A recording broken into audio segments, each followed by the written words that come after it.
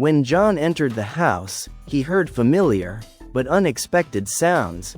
He didn't care why he came home early. He was just home. He opened the door. "John, it's not, leave it." John stepped forward, causing Pumper to recoil. John grabbed him by the thinning hair, and yanked him back. "I want to destroy you," John said quietly, looking him in the eye. "Lift your chin. You can't strike me. I'll sue you. Screw you. Lift your chin." John's tone was calm, and even. Hiding the anger beneath, "I swear to God, I'll sue you. Do you know who I am? Do you think I care?" Pumper lifted his chin. Grimacing, thinking he could take it, John grinned, and pounded his fist several times. "Oh my God, John, what did you do?" "Brett, I have a lot of questions for you, but not now. I need to leave, before I do to you what I did to him. Just remember, screw you." His voice was soft and threatening. John didn't yell. When angry, he spoke softly, making people strain to hear him. "John, do you even know who he is?" Her eyes widened, hands covering her mouth. "I'll tell you what I told him. Do you think I care?" "How could you do that in our bed? Screw you." John walked down the hallway, ignoring Maggie's pleas to stop and talk. "Leave me alone." He left the house, got in his truck, and drove to the liquor store for bourbon. He parked at Walmart. Drinking straight from the bottle, watching traffic. When the phone rang, he glanced at the screen and ignored it. Maggie kept calling and texting. Finally, he answered. "Hello, John, where are you? Come home, so we can talk. We need to get past this. It's over." "You mean Brett?" "No. He woke up mad, threatened you, and left." "That's good to hear. Did you enjoy him again?" "No, never mind. I don't care." "John, how could you ask me that? I can't imagine asking that to the strumpet I married." "Don't call again, John. Where are you?" He hung up, and returned to his bourbon. The next morning, he felt the pain of sleeping in his truck. He needed coffee and a bathroom. It was 7:30 a.m. He bought jeans and a shirt at Walmart, then changed in the truck. At the office, he found 37 messages, 20 emails, and 3 missed calls, all from Maggie. Bob entered his office, waving a hand. "What the hell is this? Are you drinking it, or bathing in it? Smells like Maker's Mark 2019. Such a good year," Bob said. John smiled. "Bad day yesterday. Worst night." He hung his head. "Crap. What's up, buddy?" "Maggie. Unhappy. If you show up smelling like that, she'll be more pissed." "Screw Maggie." John looked at Bob. "You never did that, right? You're kidding." "I did. Right before you tore my head off." "What's the matter?" "I got back early. She was in my bed." "In my bed? Oh crap. Are you sure?" I stood in the doorway, took a look. He showed his abraded hand, struck the crap out of him. "Oh crap. Someone from the law firm." He wasn't answering questions when I left. Softly, Bob asked, "Did you destroy him?" "No. He's coming after me, that bald prick.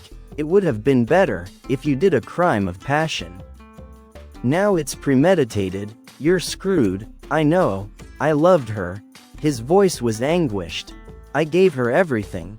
Loved her more than I thought possible." "Why?" A tear rolled down his cheek. "Have you asked her?" "No. I don't want to talk to her. You'll never get answers if you don't." "I know. I don't want to know." "Screw this. I need to disappear." "You're leaving. We worked so hard on this place. Since we graduated, don't give up. I can't afford to buy you out. We'll figure something out. I'm getting on a boat this afternoon. I'll call you when I get there." "John, wait. Where are you going?"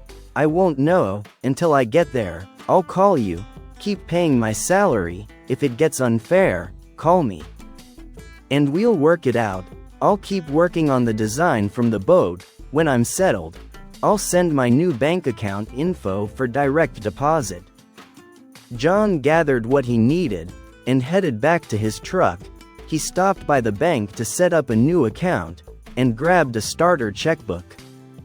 Before dropping a note to Bob and driving to the marina, the dock was buzzing as he reached his 33-foot Grady white yacht.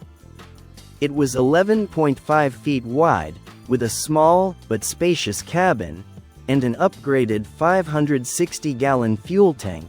The two Yamaha 350 motors made it fast.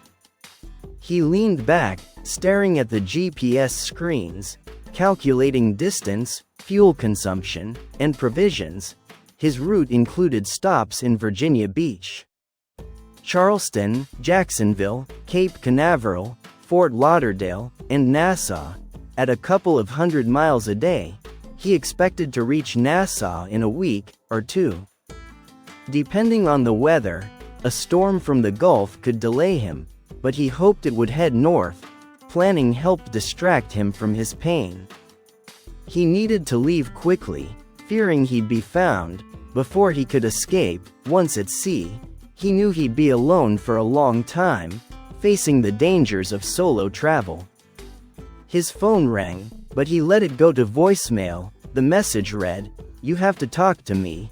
Don't just walk away from us." This enraged him. Don't walk away from us. Did she think of that when she slept with Pumper? He called her. "John, where are you? I've been worried all night and day." "Where are you? It doesn't matter.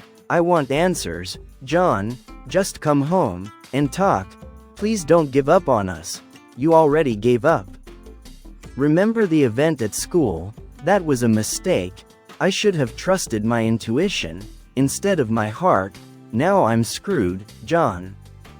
Maggie sat at her desk, staring at a photo of John, tanned and smiling, while holding a fish. He was always fishing or traveling for work.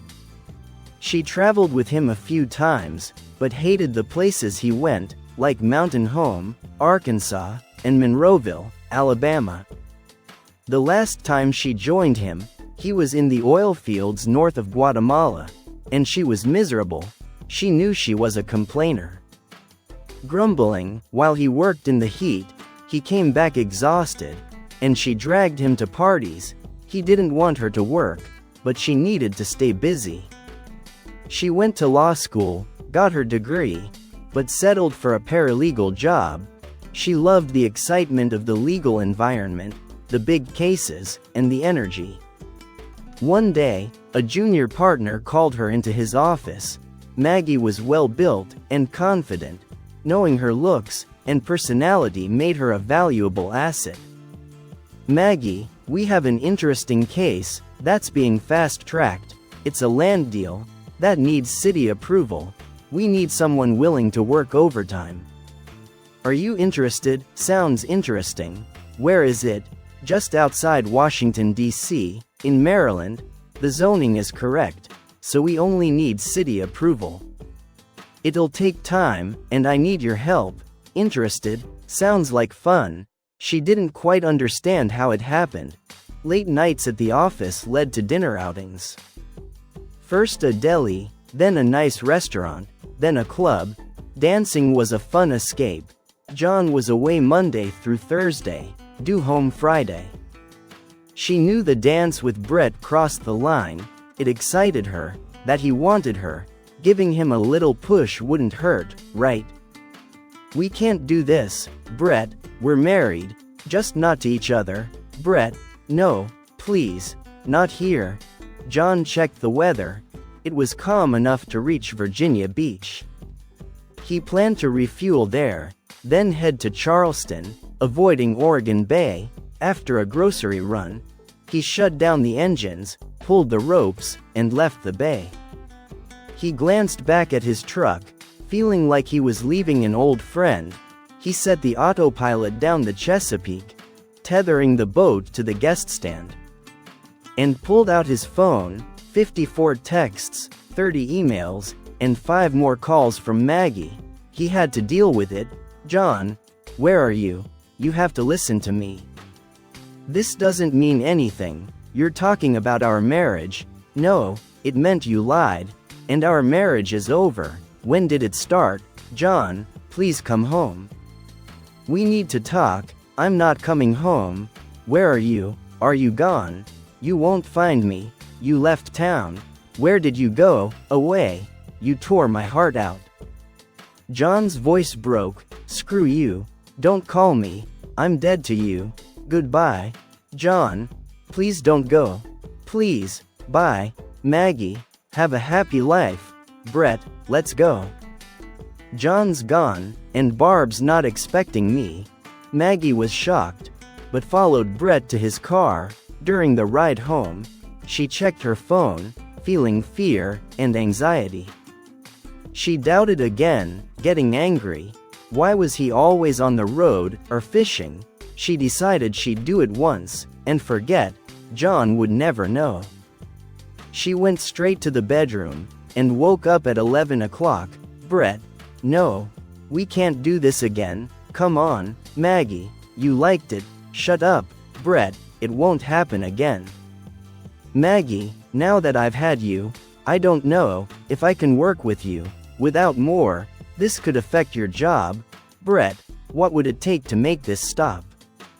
I love my husband. He would destroy us if he found out. She started crying. One more time, then I'll think it over. Damn you.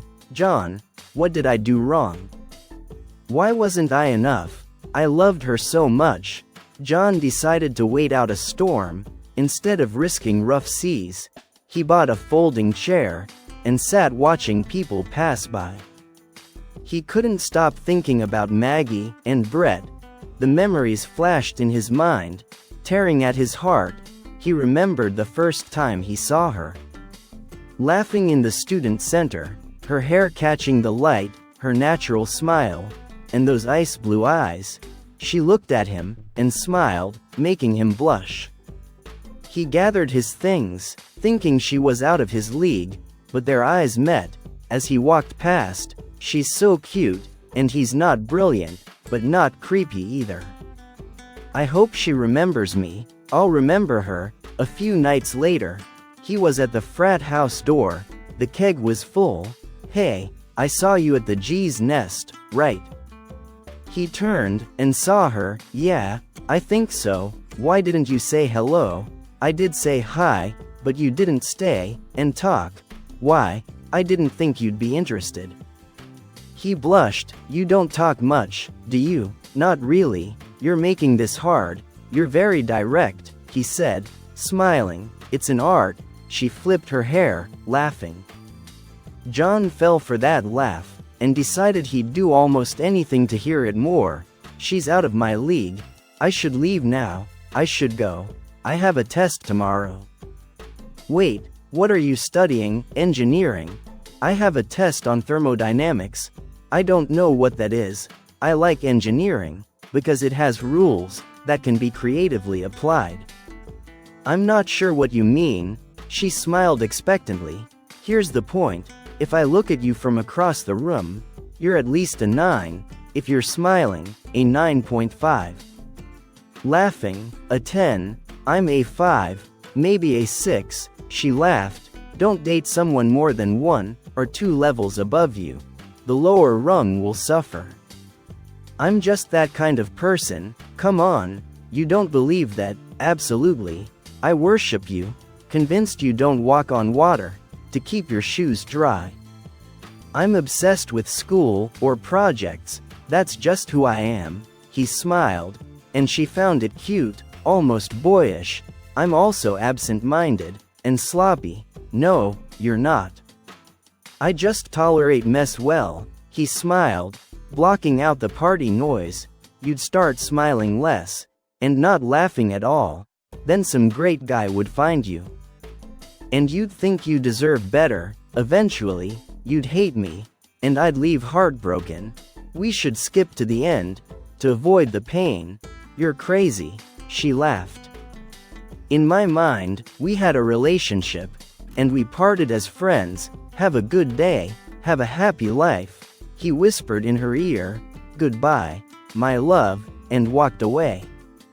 She stood stunned, watching him disappear into the darkness. She tried to follow, but couldn't catch him. 2 days later, he was reading in the student center. When a bubbly blonde approached, "Hi, Mindy. This is my ex. We were happily married for a while, until he lost confidence, and left. Hi, ex. Hi, Mindy. He doesn't even know your name, since you weren't married. Well, we might as well have been. What's your name? If I'm going to pine for a lost love, I should know your name." "John, Maggie." She shook John's hand with a firm grip. Yet her hands were incredibly soft. They talked, until it got dark, noticing Mindy had left. "Thanks for the time, Maggie. Have a good weekend. I'll be looking for you, John. If you asked me out, I'd probably say yes, Maggie. Your 10 against my 5 won't work. Looks aren't everything, and you're definitely above a 5. Now that I know how smart and sweet you are, a 10 doesn't fit in my eyes. You're closer to a 10. Don't sell yourself short. You're tall, muscular, but not too much, and you have a beautiful face. Why'd I scare you?" She looked at him, noticing his unique brown eyes. "When you laugh, my heart gets lighter. Your smile makes my knees weak. Even when you talk about boring subjects, I hang on every word. I'd do anything to make you laugh." She laughed, and he smiled thoughtfully. "You don't talk about your problems, and think about others. That's irresistible. I'm scared you'll break my heart someday." "It'll be my fault. Did you just say you love me?" "Yes, I have to go now. See you later, John." "Wait," she called out, as he crossed the room. "Please don't make me beg. Just meet me for dinner tomorrow." He hesitated, then shook his head. "I have a test Thursday morning. How about Thursday night?" "I can't Thursday, but Friday works." "Sure. Meet me here at 6 o'clock. She kissed him briefly, and ran off. He watched her through the window, then noticed the guy next to him, laughing softly. "You're done, kid." She won. He leaned back in his chair. The rain wouldn't stop. Feeling cold, he went to the cabin, crawled into bed, and tears mixed with the rain on his face. He missed her terribly. He vowed never to make the same mistake again.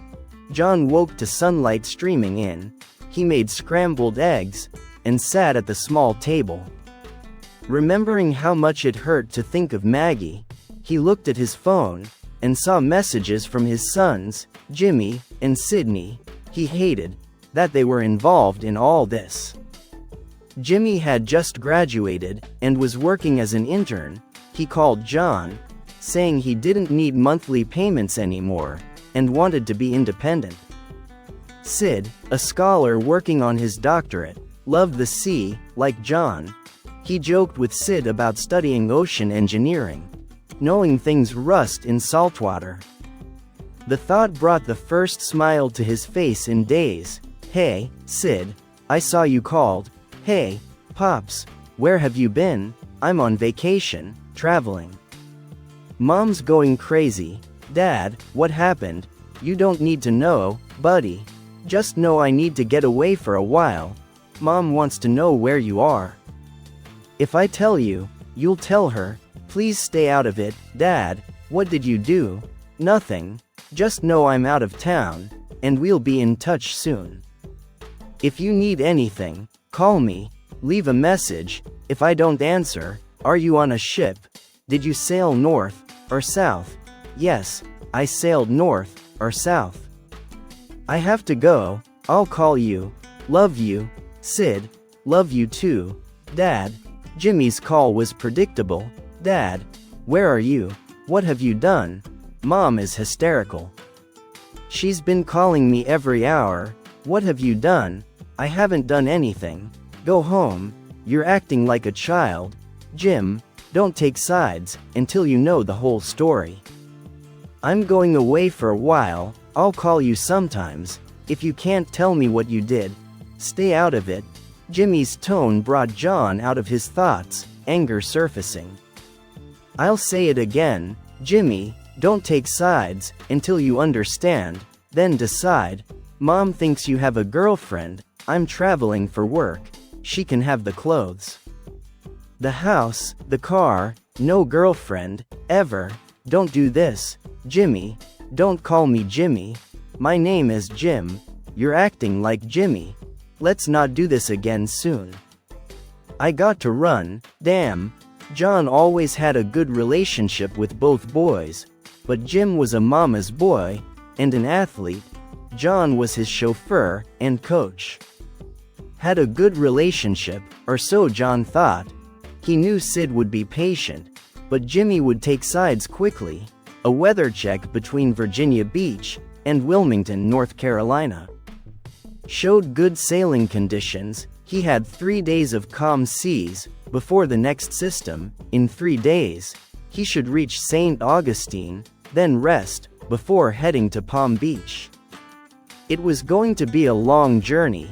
He set fishing lines, followed the channel across the bay, and hit the open sea, south, definitely south. On the open sea, with autopilot on, memory spun in his head. She says you're the best thing in her life. Sitting on a low wall, Becky called, needing to talk. Becky, we had dinner twice, a movie, a picnic, and a barbecue. We kissed a couple of times, that's it. He met Becky at a barbecue, another perky blonde. Maggie, a sorority sister, had given her his number. I know, but she says it was the best night of her life. She's good for you, just make a move. Are you kidding? Are we in high school? She wants more than occasional Saturday. Last question. Why me? I see guys chasing her all the time. Why me? You're good looking, funny, smart, and great at kissing. You should open a kissing booth. John laughed. I'll call her. We can talk, but it has to be a relationship. Becky laughed. Please call her. She's moping because she hasn't heard from you. Does she know phones work both ways? She could have called me. Becky glared. I'll call her. John met Maggie at the sorority house door. She was waiting on the stairs. As he approached, hi, Maggie. Hi, Becky. How are you? Hi, John. She turned to Maggie, brushing her shoulder, as if removing lint. Don't be late, dear. I'll be waiting upstairs. She laughed and ran up the stairs. John, can we talk? Sure. Here, no, too many eyes and ears. Let's walk. As they walked across the field and sat on a bench, Maggie began. John, do you like me? Do you find me beautiful? We covered that before, of course. I want you. Every guy wants you. What's the problem? A poor stroke by, and a guy leaned out. Nice, baby. Let's go for a ride. John smiled. And Maggie gave the guy the finger. That's the problem, Maggie. Every guy wants you. I need exclusivity. I'm not competing for your heart. John, I'm not interested in anyone else. When I saw you at Bart's last week, it didn't seem that way. Holding hands with that guy, it doesn't mean anything. Just a date between friends. Why didn't you tell me? I need exclusivity. Or I can do that. What about when I have to travel for work? Will you wait for me? John, you're the only one I want. I'll break up with the other guys. They're just friends, Maggie. I need trust. Once it's gone forever. John, I promise. I'll never lose your trust. So we're officially in a relationship. John blushed, which Maggie found sweet. Yes, John, thank you. They walked around campus for hours, ate lunch at the student center. When they crossed the road, Maggie twisted her ankle and would have fallen if John hadn't caught her. Crap, that hurts. John gently removed her tennis shoe. It's not swollen. Can you put weight on it?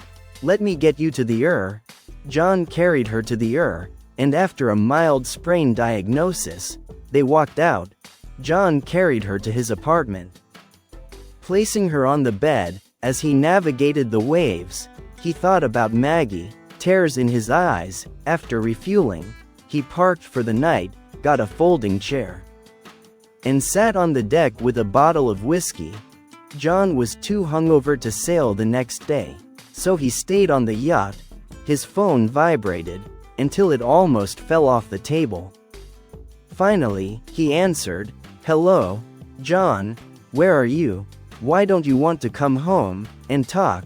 "It's not my home anymore, I'm not coming back." "John, please don't do this, please, it's not, don't say it didn't mean anything, it was just one time, I hate being a cliché, just one question, why?" "John, please, I love you, can we forget about this?" "Maggie, remember, when we started dating, you said you were breaking up with Tim, but it didn't look that way. This is worse, you broke my trust. Answer my question, why?" "John, it was a mistake. That's the first true thing you've said, it ended our relationship, our marriage, and our happy home." Remember, John's anger grew, along with the discomfort in his stomach. "Haven't I always given you everything? A house, car, clothes, jewelry. I thought our life was good, you never complained, and now it wasn't enough." He heard sobs through the phone. "It's not you, John, it's me. Screw you, why?" "Maggie, just tell me why." "John, come home, tell me where you are, and I'll come to you. Let's just talk." "No, I need to know why." "I don't know, John, it just happened. If we can't figure out why, how can we avoid it in the future? I'm done. Goodbye, Maggie, please understand, this is the end." "No, John." He pressed the end button. Those early days of their relationship flashed back. He should have seen it coming. She'd promised to break up with others, but how many had there been? The memories played like a movie, her laughing with Tim, holding his hand. John stepped out of the shadows. "Hi, Maggie." Her face told him everything. They'd promised exclusivity, but this wasn't it. "John, this is Tim, nice to meet you." Tim extended his hand, but John didn't reciprocate. "Sure, it was good to see you, Maggie." John turned and walked away, wanting to punch something, but couldn't. "John, wait, sorry, I don't have time." Maggie was torn, planning to break up with Tim, but hadn't yet. Tim looked confused. As John walked away, "Who was that?" Tim asked, uncertainty on his face. "That was John. I wanted to talk to you about him." "What do you mean? He's my boyfriend. Then why are you here with me?" "I wanted to tell you face to face. Maybe over dinner." I don't blame him for being mad. Bye, Maggie. Tim, wait. John went to the library, but couldn't focus. He gave up, and went home. Hey, you're here. That girl you were talking about keeps calling every 20 minutes. The phone rang. I don't want to talk. What should I tell her? Tell her I'm not here, and to stop bothering you. What did she do? Run over your dog? Hello? Ray answered. No, he's not here. I don't know where he is. He's not here. Ray hung up, and smiled at John. Let's go get a drink. I'll buy the first 3 rounds. Ray pulled John into bed late at night, after listening to him talk about Maggie. Once John got drunk enough, he started sharing everything about how he met her, their dates, and his feelings. Ray was relieved. When John finally calmed down, a good drinking session couldn't cure everything, but it helped. John left campus after his exam, and spent the week at home with his parents. His dad had gotten him into yachting, with their 32-foot Nicholson yacht. John loved the sea, the wildlife, and cruising after dark, with dolphins chasing the boat. He loved the night sky near the shore, where stars were so bright. He regretted not sharing this with Maggie. Maggie was waiting for him. When they docked, "How did you find me? I didn't want you to. I looked for you, when Ray said you were gone. I saw an envelope addressed to you. I went to your house, and spent the day with your mom. I told her what happened. She said you'd be back today. I was afraid I missed you. She warned me not to expect a warm welcome, said you don't open up often, but knew something was wrong. It's not like you to drop out of school. She was right. I don't want you here. Why not, John? I told you I was ending things. I said it would take time. Did you sleep with him? Why are you asking that?" "No, I didn't sleep with him, not this time. You know I'm not a maid. We agreed to be exclusive. And I've kept that promise. Tim didn't get that. He left me in the restroom. I never saw him again, John. He's gone. You're all I need. Please." He was about to leave. "Seeing you with him hit me hard. I'm not competing for you. Maggie, it's either right or wrong. If you love me, you won't be with anyone else. If I find out you are, it's over. I came here to show I'm serious about us being exclusive. It meant nothing. I understand how it looked, and I'm sorry. It won't happen again. Can we go back to how things were? Please don't leave, Maggie. If you were honest, I could maybe get over it, but finding out like that made it seem like you were hiding something. I won't put up with that." He shook his head, thinking, if life would be better with, or without her. Things had been cold between them. But Maggie kept trying, and eventually, John warmed up again. Their relationship began to grow. John sipped the warm water. "Why didn't I get the hint? Has she been seeing others all this time? Was our marriage a farce?" He got up, prepared to head out to sea again. Buying provisions, that night, he struggled to sleep, with questions running through his mind. The next morning, he set off for Georgia, then Florida, and finally Nassau. "Oh crap, Maggie. What am I going to do?" Maggie wailed to Becky. "I've lost him. I've lost everything. Maggie, why did you do this? What were you thinking? You gave up a 30-year relationship for an idiot. How will you explain that to the boys?" "I'm not going to explain it. How can I?" Another bout of tears. She cradled her face, tears streaming down. "Have you talked to them?" "Not really. Since I told them he left. I keep calling to see if he's contacted them. He's only called Jimmy once. And Sid hasn't said anything, said to them. John just left you for no reason. Do you think they won't wonder if John did something wrong? Are you willing to let them think that, and do nothing? You don't deserve him. You know that, right? I was good. I just stumbled. You make it sound like you slipped on a banana peel. You slept with him in John's bed. What were you thinking? Do you know how many women threw themselves at him? He was always polite, but firm. No meant no. And you threw that away. I have to do something. Becky, I have to show him I love him. You can try, but I'm not counting on you. If you can get him to talk, if you can beg, crawl, and be the best wife ever, it might liquidate him, and you have to deal with the boys. If they blame him, it's all over. Do you get that? I've messed up everything. He has to talk to me. He has to. John was sitting on the cockpit floor, a pump in his hand, wearing uniform shorts and a tattered t-shirt. His tan had darkened under the Caribbean sun. Hi, I'm Sarah. Without looking up, he noticed a locking ring on the case. If he turned it, it might come loose, and he could unlock it. What are you doing? Fixing the pump. Why? It's not working. Where does it go? What's it doing? It pumps water into the well. Okay. Now I know less than I thought. The sarcasm made John look up. She had long blonde hair, slim, but not skinny, with the sun behind her. He couldn't see her eyes, but saw her smile, and he instinctively smiled back. There's a tank for the bait fish, she explained. This pump takes water from the ocean and feeds it into the tank.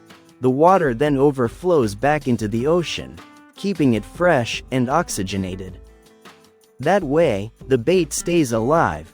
It was the longest conversation he'd had in weeks. That was nice. What was nice, Sarah? John asked. You explained it well, not like I was stupid. Thank you. You're welcome.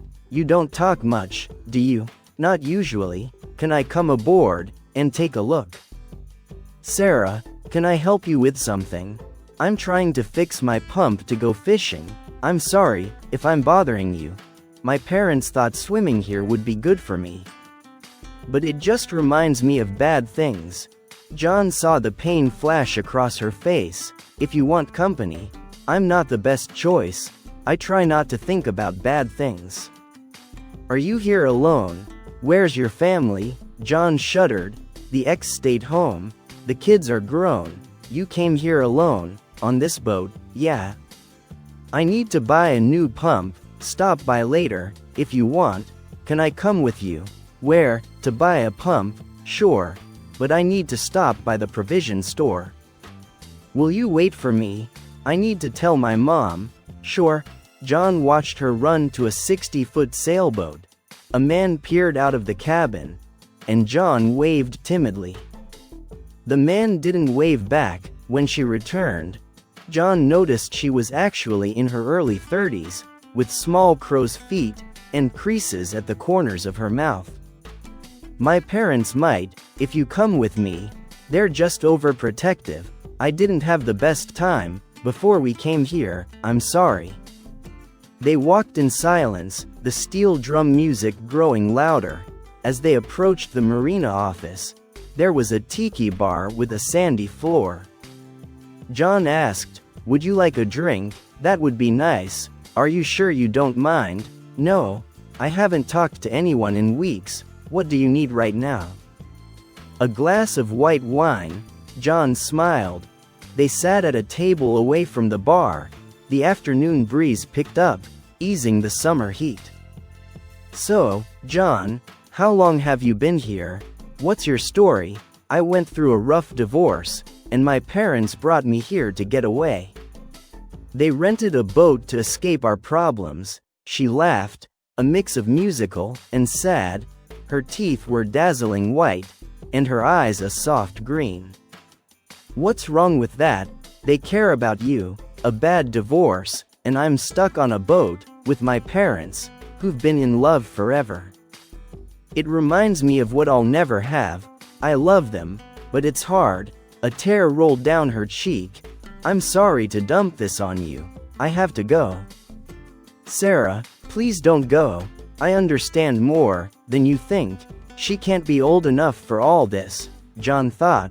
John, I'm almost 30. It all came crashing down in 15 minutes. I left, and never went back. I'm so sorry. Are you divorced now too? No, didn't go through that process. Have you talked to her? What happened? I talked to her a few times, on the way here. Mostly questions from me, not many answers. It took a week and a half to get here, and I've been here almost a week. Sarah leaned back, and looked at John with an expression of sadness. It was the most caring look John had seen in months. John, do you want to talk about it? Maybe someday, but not now. When are you coming home? We have 2 weeks left, but maybe sooner. Dad had trouble steering, and Mom, and I don't know much to help. Your dad must be really frustrated. John checked his phone, 23 unread messages. He opened the marine weather app. Strong winds tomorrow, but the next day looks fine. Maybe we can take the boat out. Do you think your dad will let me help steer? I wouldn't want to hurt his feelings, so maybe don't mention you know how to sail. My dad had a 30-foot sailboat. When I was younger, we sailed a lot. It's not much different. Will you have lunch with us tomorrow? Can you help my dad? It would mean a lot to him. Sarah looked both excited and nervous. I think we can work something out. Can we meet here at noon? Oh, John, sorry. I understand what you're going through, and here I am asking for help. It's not fair. It's okay, Sarah. I don't mind. The next day, at noon, John walked up to the dock and saw Sarah waving. He shook the older man's hand. John Baker. Nice to meet you, Ben Livingston. Ben's smile didn't reach his eyes, and he looked at John suspiciously. You sail? Yes, sir. My father had a 32-foot Nicholson yacht. We sailed instead of doing other summer activities. John, this is my mom, Beth Livingston. Beth looked like an older version of Sarah. Hi, John. Thanks for meeting us. Sarah told us you sail. And Ben is excited about getting out on the boat tomorrow. We don't want to impose, but it would be a big favor. Ben and Beth asked questions, testing John's sailing knowledge. They knew more about him than he expected, including his recent divorce and struggles. They understood he was an engineer, out of touch with his office for almost 3 weeks. And close to facing the world again. The schedule was set. John lay on the bow of the boat, feeling the light breeze, and watching the calm water. Sarah settled beside him, looking at the sky. Penny for your thoughts, John. They're not worth a penny. I'll probably have to pay you. You've made my dad happier than I could have imagined. He's better off than he thinks. I just gave him confidence. What will you do now? I think my break is ending. I need to contact the office, sort things out with my kids, and start dividing things with her. Stand by, shouted Ben from the helm. He's in his glory, said Sarah, as John rose with a rare smile. It's good to see. Look at how your mom is watching him. A cloud passed over John's face. I thought I had everything figured out. Sorry. John adjusted the sails, ensuring they caught the wind, and the main sail didn't flutter. He noticed they were heading towards the harbor. Realizing the day of relaxed sailing was ending, he settled back on the sailbags, not looking forward to it. I understand. I went through this a year ago. John, whatever happens, I'd like to stay in touch. Sarah's heart pounded, but John heard it. I know it's not the right time, but you've reminded me. There are decent people around. She blushed, glancing at him, and quickly looking away. Decent men, Sarah, if only we'd met at another time. Later, after lowering the sails, John docked the yacht and secured the ropes. He turned off the diesel engine. That was fun, Ben. Thanks for a great day. It brought back good memories. Thank you, son. Would you mind another day this week? Ben smiled hopefully. His silver hair ruffling in the wind, he looked genuinely happy. I'd love to, but I'll need to adjust my schedule. Can I call you back? Sure, just let us know. I know Sarah will love it. I'll love it too. Sir, are you all set? Or do you need help washing the boat? I think the women are already on it, but thanks. Ben smiled and gestured for Sarah and Beth to wash the deck. I'll be off, then. Have a nice evening. John slid off the side onto the dock, smiling. I'm going. I feel like a British captain in World War II. He laughed at himself as he walked back to Down Deep. Crawling onto the boat reminded him of his loneliness, making him feel even more alone than before. Maybe he was starting to feel again. Anger surged in him, and he picked up his phone and turned it on for the first time in a while. Ignoring voicemails and texts, he dialed Bob's number. Holy crap, you're alive. John, where are you? I'm in Nassau. No crap. How are you, buddy? You okay? I'm still pretty pissed off. Bob, I know. I have a job to do, while I'm here licking my wounds. Yeah, John. We've got a problem with Alexander's account. Their valve and elbow keep failing. Can you design a fix? Can we move the valve, or eliminate the elbow? Do you have time to figure it out? Email me the plans, and I'll take a look. I'll send you something by the end of tomorrow. If you do that, I won't feel so bad about your direct deposit tomorrow. Hold my direct deposit for a day or two. I need to divide things up, square up my investments. She calls every day, asking if I've heard from you. Can I tell her we've been talking? As long as you don't say where I am, you can tell her we talked. Tell her I won't speak to her until she tells me the reason. I've told her that. But it wouldn't hurt for her to hear it again. How do I get in touch with you? I've called your cell many times, but I keep getting voicemail. I haven't turned it on. I'll call you every day at 3 o'clock, unless I'm fishing. If I'm out, I'll call you when I get back.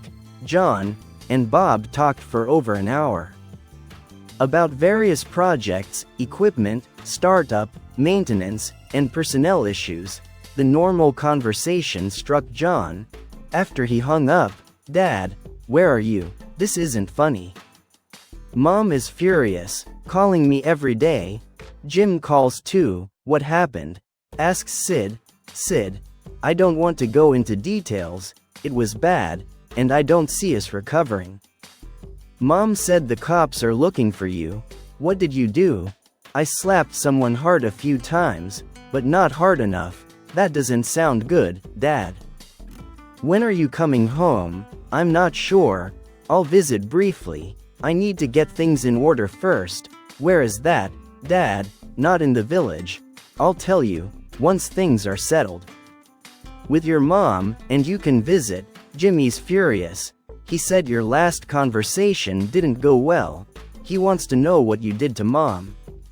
"She won't tell us. Just cries a lot. You'll get over it, and so will she." "Come on, Dad. Just tell me what's going on. Please, just know that I'm fine. And I'll be back soon. I'll let you know when I get there. Maybe we can have dinner. Chris will be happy to see you too. Dad, tell her I said hi. And I'll call her in a week or two." John ended the call, pulled out a chair, and uncorked a new bottle of whiskey. John woke up to Sarah tugging on his arm. "Come on, John. You need to go to bed. You shouldn't be here. Not right now. I'm not a good person." "Bull crap. Get up. Go to bed, and we'll talk in the morning.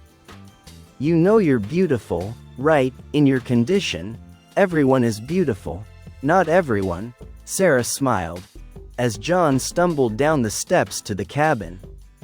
She laid him on the bed, pulled the covers over him, and kissed his forehead as he began to snore. "We'll talk in the morning, John." She watched him for a few minutes before quietly leaving the boat.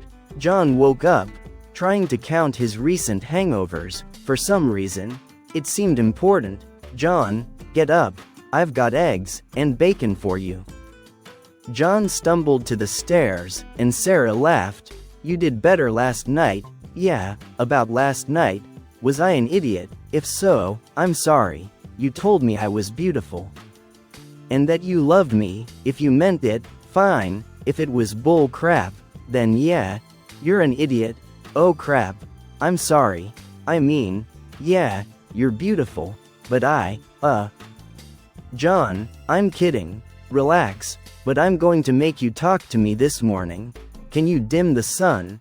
It's awfully bright." John covered his face with his hands. "It's good for you, vitamin D, and all that." "So, John, what's wrong? You really want to know my full and crafty story? Pardon the language."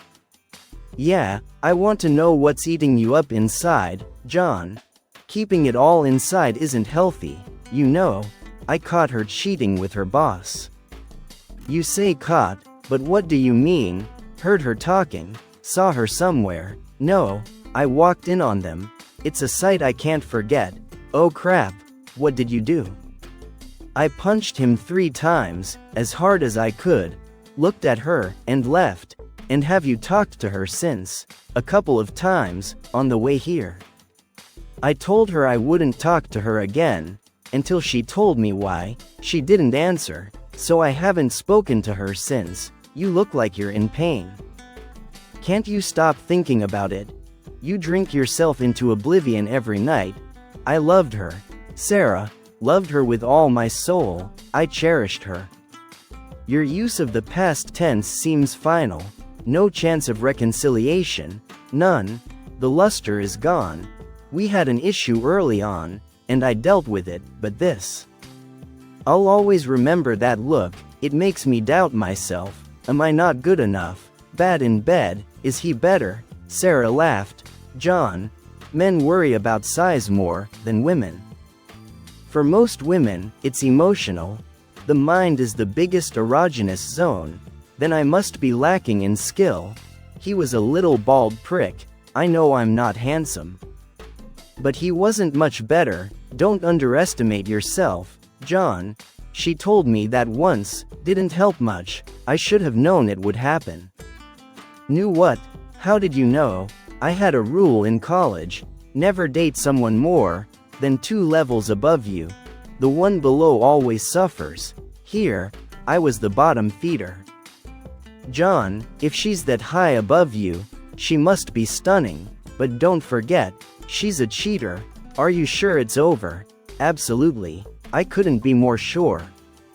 I don't know what to say. I can't say anything. John, you don't want to hear that everything will heal, that there are more fish in the sea, or any other cliché. It hurts, and only time can heal it. I'm sorry. Thanks, Sarah. A tear rolled down his cheek, and Sarah felt the urge to comfort him. John, when you get back on your feet, would you find me? I wouldn't mind being your friend. I know now isn't the time, but later. Sarah, I have to go back to my rule. You're out of my league. Besides, I'm going home next week, and you'll be gone. It's okay. John, I'll see you again. I'm just asking for friendship. I'd like to think we'll see each other again. Sarah, I'd like that very much. On the flight from Miami to BWI. John was deep in thought. As the plane lifted off, he saw down deep in Sarah's boat. Feeling sudden melancholy, memories of sailing with a loving family flashed through his mind, replaced by anger towards Maggie, when he stepped off the plane. Maggie was waiting. She looked thinner, with bags under her eyes, but still beautiful. What are you doing here? Bob told me when you were coming. Please don't be mad at him. John, I'm so sorry. Please let me explain. I'm not interested until you explain why. Can you answer that? I can try, please. Yes or no, Maggie, I don't know. John, I asked myself why and how I could do this. John, please, I love you. Only you, please. She began to cry. Tears streaming down her cheeks. Too many words. Maggie, I've been traveling all day. I'm tired. I just want to check into a hotel. I'll call you before I leave. But you have to understand. Please, John, forgive me. Please, can't we forget this? Come home. Maggie, you knew the rules. We were a team, no rivalry. I thought it meant, until death do us part, but you eliminated it. We're done. I have to go. Maggie watched him walk away, get into a cab, and drive off. John exclaimed, Bob, when John walked into the office the next morning. Hello, Bob, it's good to see you. The clients have been asking for you. They want you to help with the launch. Can you go to St. Louis for a week or 2? I need to see a lawyer first. I'll sort out my finances and figure out what else needs to be done. Are you okay? Asked Bob, putting his arm around John's shoulders. Bob, my head is clear, but emotionally, I'm dead. I don't know if I'll ever get over this. John picked up a framed picture of Maggie, looked at it, and tossed it in the trash. Everything reminds me of her. Maybe we should go our separate ways. John, you're the heart of this place. I have a proposition for you. Once you're settled in, let's go out to lunch and talk. I don't want to hear it, Bob. Don't try to convince me to bring that cheating strumpet back. No way, I'm not talking about her, I'm talking about work. Bob laughed as he left. When I get divorced, I need to make sure she doesn't get a piece of the business. I have a meeting with a lawyer tomorrow. Can you handle it? Yes, I think I'll turn myself in at the police station. You'll fire me for misconduct, and I'll be a consultant. After the divorce, then she can only touch my consulting fees. I have to see a lawyer first. Do you think he'll press charges? I hope so. We can negotiate. I'll sue for alienation of affection, moral issues, and more. To convince him to drop the charges, we'll figure out the details later. I hate this. John, we built this place together. It's okay. Things will get back to normal. Well, a new normal. I've got to run. John, how's it going? Tim smiled, extending his hand. I've been better, Tim. I need help with personal, family, criminal, and business law. What's going on? A month ago, I caught Maggie with her boss. Oh crap. Where? In my bed. Oh crap. What did you do? Knocked him out, and left. Went to Nassau for a month. Just got back yesterday. Does she know you're back? Yeah. She met me at the airport. I want a divorce. Can you prepare the papers, or tell me who can? I also need to deal with the police. I believe I'm wanted for assault. Let me make a few calls. Can you wait outside? I think we can use this to negotiate. You should be fired for misconduct, so she can't claim your share. I didn't take pictures, so it's my word against theirs. Not sure if infidelity charges will stick. Okay, let's get Mary and George involved.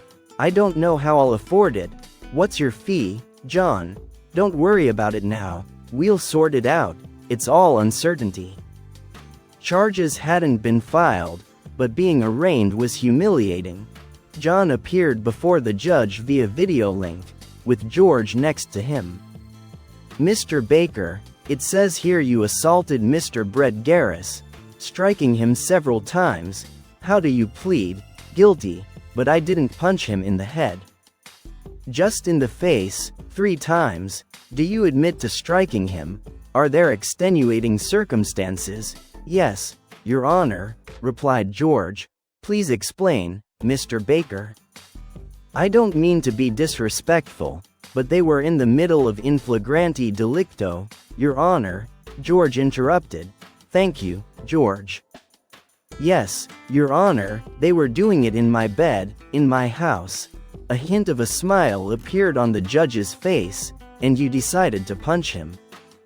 Yes, Your Honor, my arm was hurting, so I didn't think a 4th punch was warranted. The state appreciates your restraint, Mr. Baker. You'll be in my courtroom in 2 weeks. Is that satisfactory, Mr. Hans? Yes, Your Honor, replied George. Mr. Baker, you've got the wrong guy. Mr. Garris is campaigning for state attorney, and is very unhappy about the costs of his emergency care and dental work due to the damage you caused. If he's unhappy, so is the district attorney. Be prepared. She smiled at John. Thanks, Your Honor, we'll be ready, George answered for him. Oh, and Mr. Baker, please don't punch anyone else. Yes, Your Honor, it will help me restrain myself.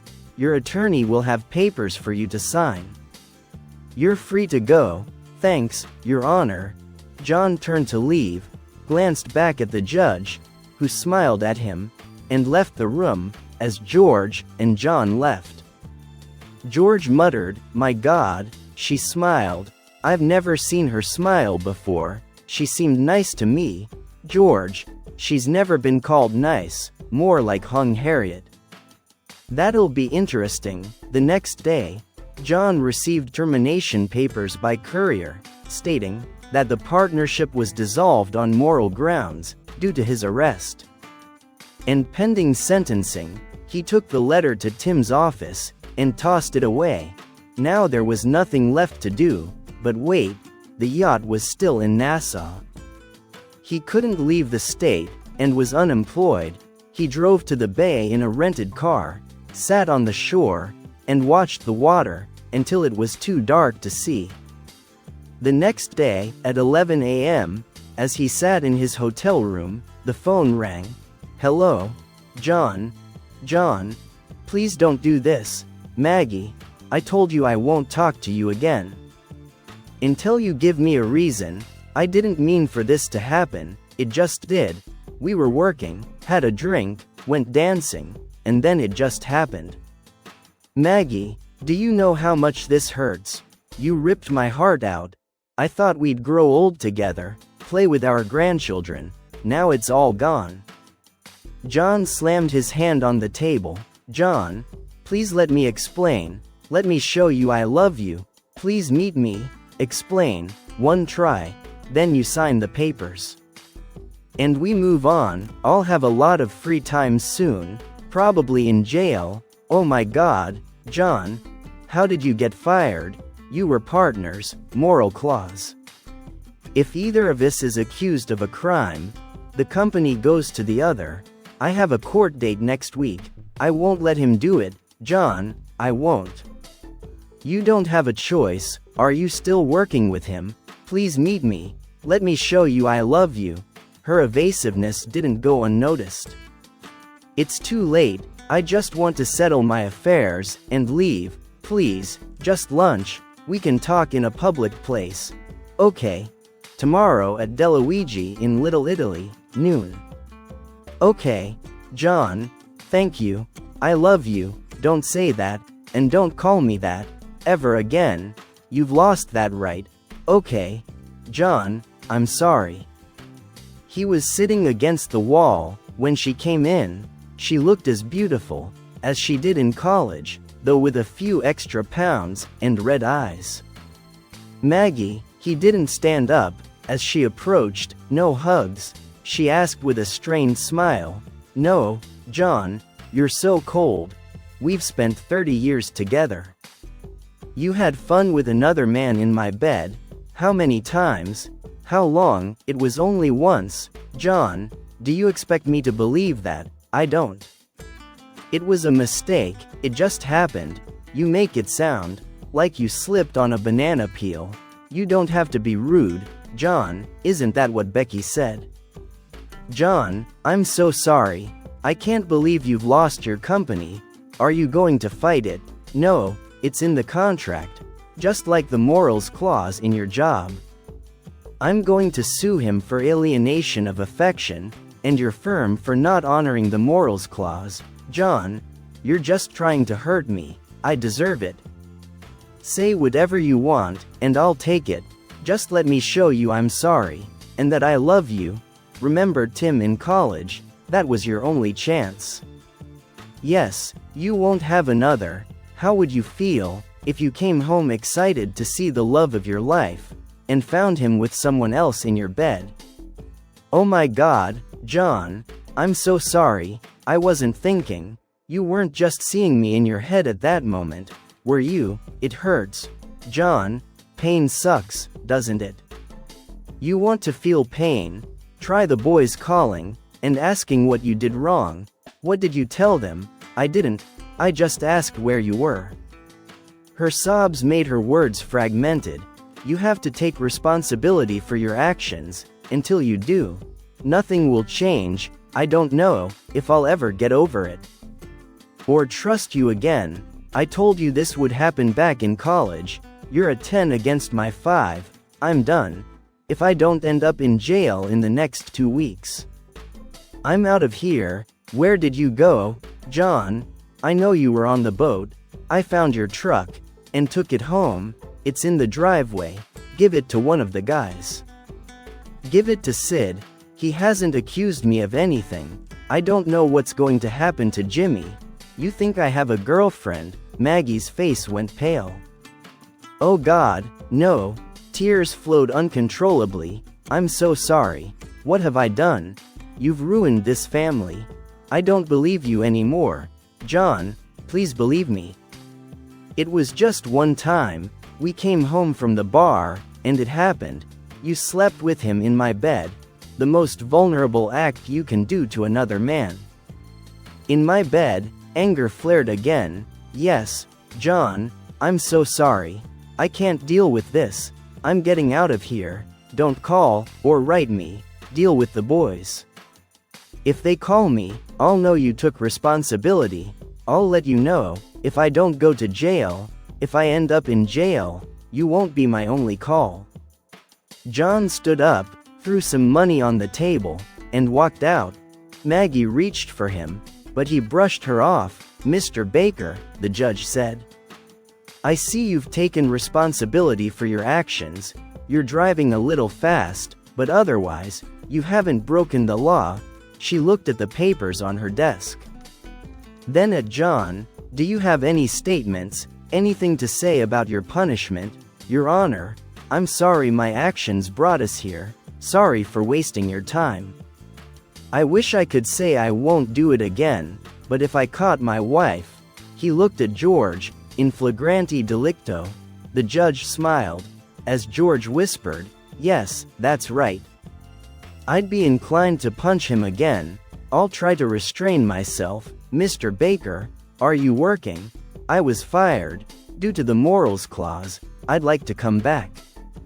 But it depends on day. The court believes you made a bad decision under extreme stress. I'm treating this as a PBJ. Do you know what that means? No, Your Honor, it means I'm not declaring you guilty or innocent. I'm giving you probation until sentencing. This stays on your record for 5 years. If you commit another crime in the next 5 years, you'll serve time for that crime, and this one, double or punishment. Can you behave yourself? Yes, Your Honor, it will help me restrain myself. Your attorney will have papers for you to sign. You're free to go. Thanks, Your Honor. John turned to leave, glanced back at the judge, who smiled at him, and left the room. The lawyers, John, and Bob sat at the table. I can't believe it, John. I've never seen her so easy on anyone before. PBJ for assault is rare. How will this affect our plan? How do we protect the business from Maggie? John, just go back to work. If you don't, we may not have a business left to protect, said Bob. I'll keep working for the business. Tim, what if I go back as an employee? Not as a partner. When this is over, Bob can promote me back to partner. That could work. Let me review the partnership agreements. See what provisions apply under PBJ. You're not convicted, but we need to follow the book.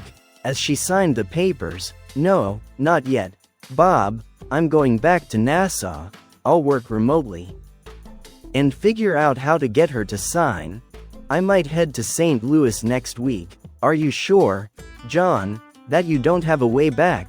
No, I'm done. I just want to move on with my life. John walked down the pier to Down Deep, and saw the empty spot, where Sarah's boat had been. A wave of melancholy hit him. Realizing she was gone from his life, he cherished the memories of their time together. In the boat ride with her parents, she was proof that good, loyal women existed. Maggie watched John leave the restaurant, feeling his pain, like a weight on her chest. She struggled to breathe, her hands shaking. She wanted to hold him, to make everything better, as she had in the past, but she knew it was truly over. She kissed John in her mind one last time. Feeling his warmth, as tears flowed from under her sunglasses. Mom, really? Are you kidding me? Jimmy asked. You got caught in Dad's bed. Do you know where he is? No, I tried calling, but he won't answer. I think Sid knows, but won't tell me. Mom, I'm so mad at you. I can't believe you did this. I still love you, Mom, but I don't understand how you could do that to Dad. I have to call him. I hope he takes my call. He's out of the country. Mom, he doesn't want to talk to you, or Jimmy. Sid answered the next call. Sid, please make him talk to me. Give me another chance. Are you still working with that guy? Yes, I have bills to pay, a mortgage, find another job. Mom, unless this guy means nothing to you, you're ready to leave the family. If not, the family will leave you. Sid, why are you being so rude? I'm not the one who screwed up. Mom, you did. Oh my God, I really screwed up, didn't I? Maggie hung up and sat at the kitchen table, her head in her hands, until dark. She moved to the bedroom and lay on the bed, unable to understand why everyone was so angry. It was just one slip up, she thought. Tears flowed as she hummed the tune of a cheater song, stuck in her head. The storm crossing the Atlantic was the fifth named storm of the season, expected to reach hurricane strength. By the time it hit the Virgin Islands, it would impact Puerto Rico, the Dominican Republic, and possibly the Carolinas. Later in the week, residents in the path were advised to prepare for winds up to 140 miles per hour and storm surges of 4 to 7 feet. John had 2 days to prepare for the storm. He planned to tie up down deep, and noticed many boats had already left for storage in the U.S. He began tying down the remaining boats, ensuring the ropes were secure but loose enough to withstand the storm. Marina workers joined him. Hey, what's up? One asked, trying to secure the boats. Before the storm, I need more and longer ropes. And a dinghy would help. Why a dinghy? I want to stretch the rope across to keep the boat off the dock, and run a fishing line to stabilize them. I'll get more rope. What's your name? John. Yours? Jose. I think that's Spanish for John, right? He smiled, and John smiled back. Yeah, I think you're right. They shook hands, and Jose brought 5 more men with him, and a wheelbarrow full of ropes. They spent the day and a half tying the boats. The sky was clear, and the sound of waves echoed from the shore. John, where will you stay during the storm? Jose asked. I'm hoping for a room at a nearby resort. You'll stay with me and my family. It's safe. We've been through many hurricanes, without injury. It's not big or fancy, but it's fine. Thank you, Jose, but I don't want to inconvenience your family.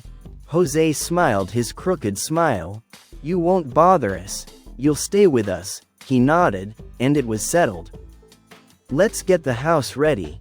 John entered Jose's house, a simple cinder block structure with a tin roof. They had driven uphill, which John found comforting. The inside was dark, but tidy. The main room was separated by a bead curtain. John heard an angry woman's voice from behind the curtain.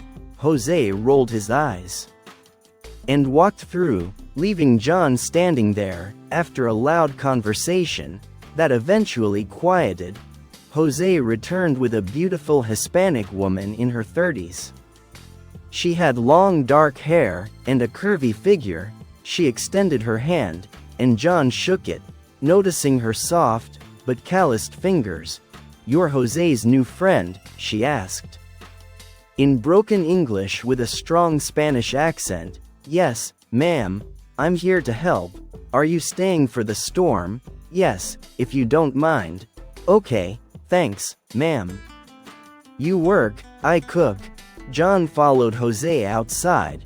They secured the windows with pieces of corrugated tin, and neighbors joined in to help. They moved from house to house as the sky darkened and storm clouds gathered. John was too busy to call his boys or worry about down deep. He focused on giving the boats the best chance to survive the storm. Back at Jose's house, they settled into canvas chairs on the porch. The woman brought 2 cold beers, handed one to Jose, and the other to John, then silently went back inside. Is she your wife, Jose? John asked.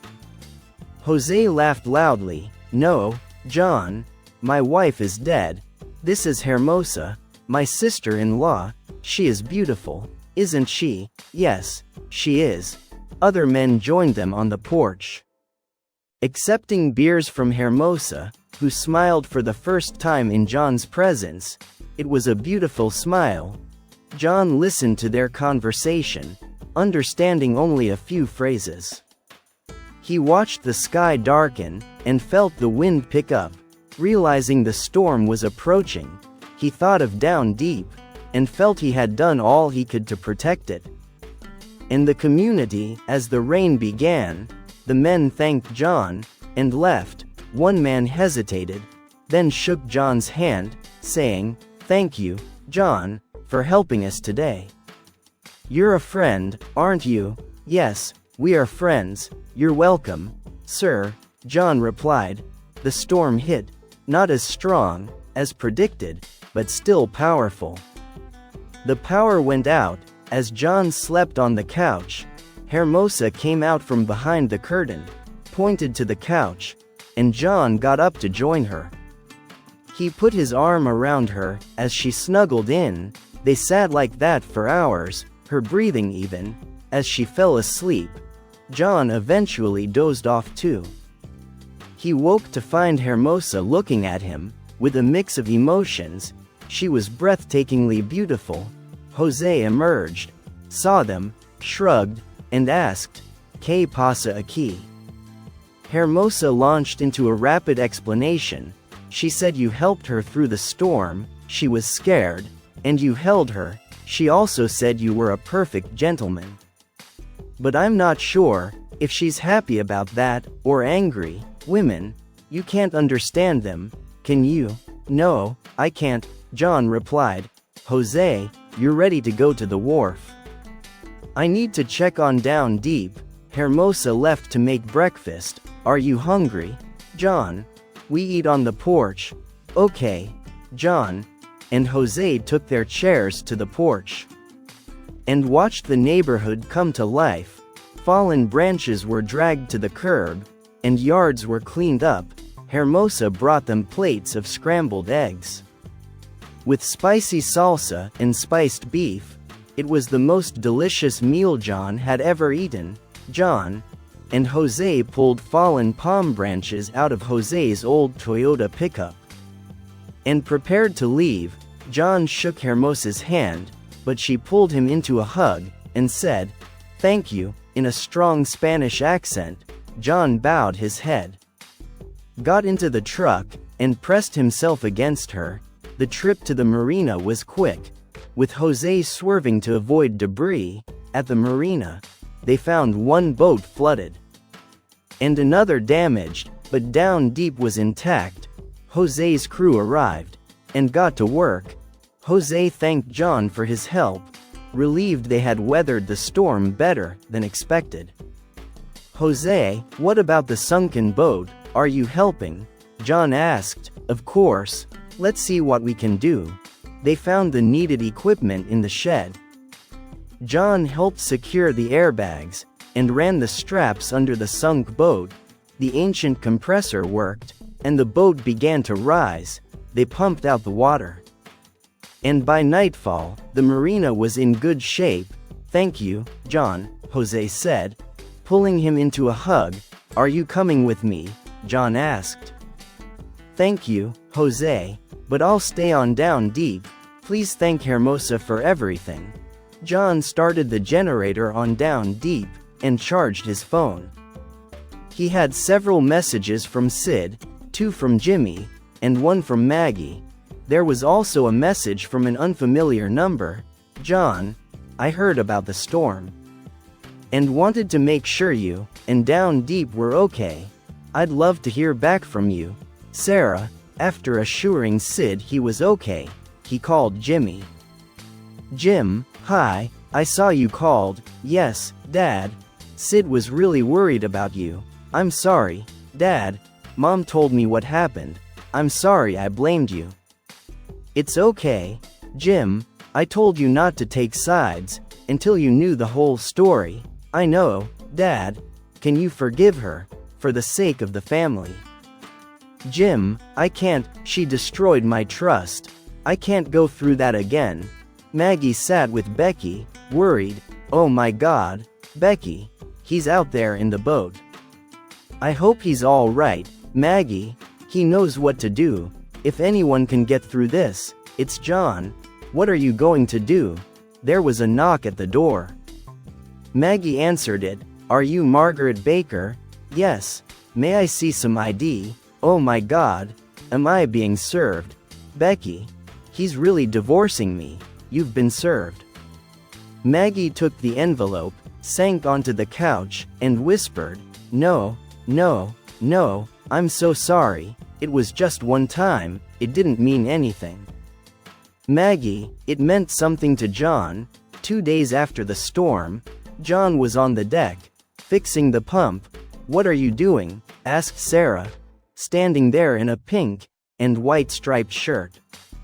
Sarah, what are you doing here? He walked to the side of the boat. I heard about the storm. I wrote you, but didn't get a reply. May I come aboard? Let me get a chair. Where are you staying? I'm glad to see you. I don't know where to stay yet. The hotels aren't all open. I came straight from the airport. I'm sorry, John, that was stupid. What do you mean, stupid? I thought I'd never see you again. I couldn't bear the thought of you needing help. I'm sorry, John. I shouldn't have come, Sarah. The time we spent together was special. You're an amazing woman. Let's figure something out. Jose will help us, it's okay. John, a tear rolled down her cheek. I'm going back to the airport. Let's talk to Jose first, hold on. John leaned over, kissed the top of her head, and went to find Jose. The next week, John and Sarah fished, sailed, relaxed on the beach, and spent time getting to know each other. When John left for St. Louis, they flew to the mainland together. Over the following months, they talked on the phone often.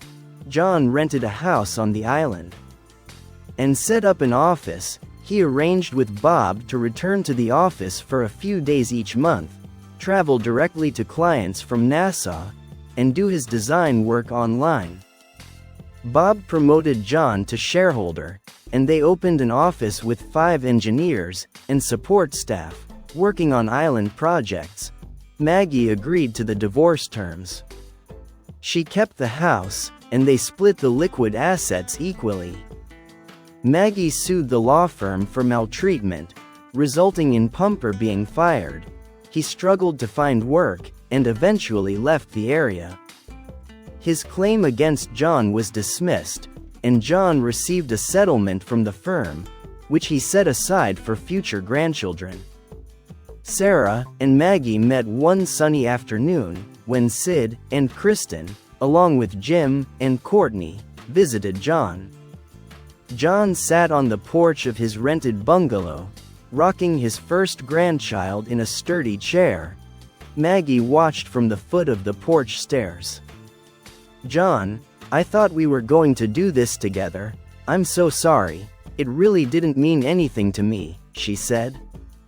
Maggie, it meant a lot to me. It showed that what we shared didn't matter to you. It destroyed my trust and broke my heart. I had to move on or die. Hey, baby, Sarah said, coming out with a tray of iced tea and a soft drink for the baby. She looked at Maggie, then at John, and back at Maggie. Hi, you're so beautiful. Just like John said, I'm Sarah. Maggie's shoulders slumped, and a tear rolled down her cheek. I hope we can be friends, Sarah said, extending her hand. Hi, Sarah, I hope so too. Take good care of him. He deserves it. You're a very lucky woman, Maggie replied.